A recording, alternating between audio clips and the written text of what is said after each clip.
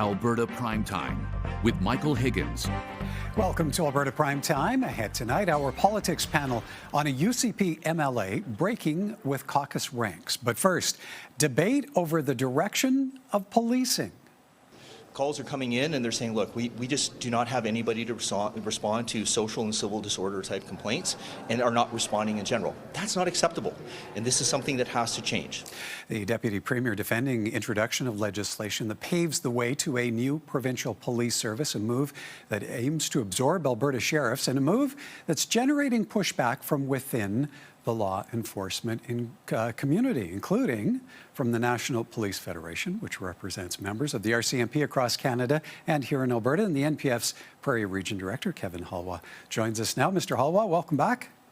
Thank you, Michael. It's nice to be back. Okay, your federation has written an open letter to Minister Ellis with these latest provincial police service developments in mind, claiming he's spreading falsehoods. How so?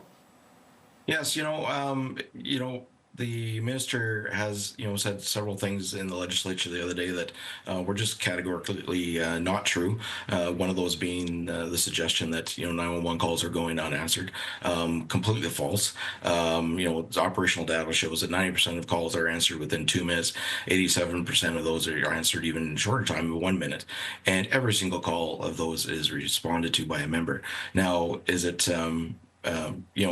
You also have to keep in mind that rural policing and urban policing is a vastly different beast. When we're talking about the number of police officers policing a certain area, if I can compare Edmonton and Calgary, for example, and the RCMP, because they're really the big three in the province, when we're talking about those other two agencies, we're talking of a ratio of one police officer servicing an area of about 385 meters in the case of Edmonton Police Service. That's basically shouting distance, whereas opposed to the RCMP, where with the numbers policing the rural area, we have a member to geographic area of about 1 member to 378 square kilometers. That's a vastly different number. But even under those circumstances, our members are going to every single 911 call and doing so in a good time. Okay, well, now the minister says the NPF is out of touch with rural Albertans. He's hearing horror story after horror story of 911 calls not being answered and authorized strength levels not being met. So what is it you think the minister is actually hearing?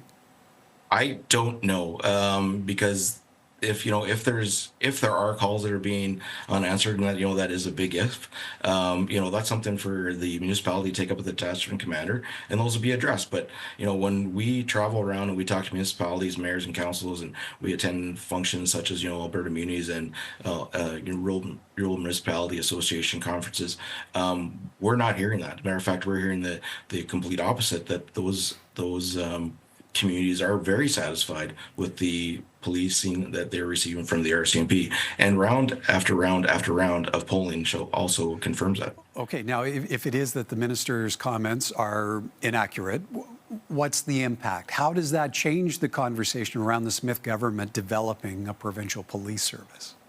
Well, that's a really good question, and I don't really know what their end game is. I really don't. It wasn't so long ago that we were talking about a full-scale removal of the RCMP and replacing with the provincial police service to the tunes of hundreds of millions of dollars.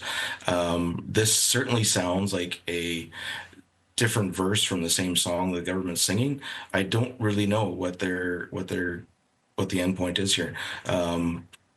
The taxpayers have been clear that they are happy with the RCMP, but want it resourced properly.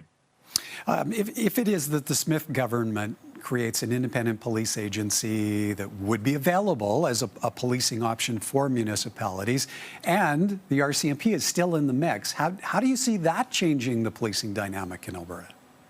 Well, that would be a very interesting situation. I mean, we see that south of the border where, they're in a very small area in some states, you could have 3 different levels of policing, and there's a lot of overlap and often it causes confusion. Confusion is never good for public safety, so it causes me some concern. And I'm speaking as a lifetime Albertan and a police officer with almost 3 decades of service. I understand rural policing in Alberta. And it's just not as simple as creating a new agency.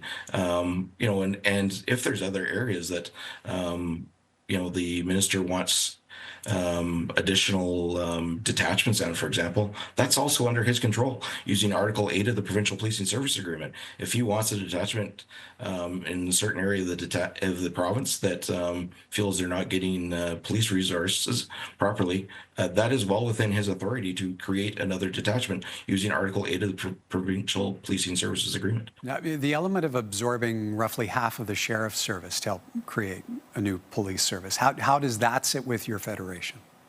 Well, that's not really for us to comment. The sheriffs have made a statement saying that it would possibly cause some confusion and weaken their ranks. I don't disagree with that comment at all. I think they're bang on the money there. But again, if they were to do that, my question would be what of their primary responsibilities are not going to get covered? Their primary responsibility, the reason they were created, was for traffic enforcement on the highways, as well as courtroom and prisoner transport.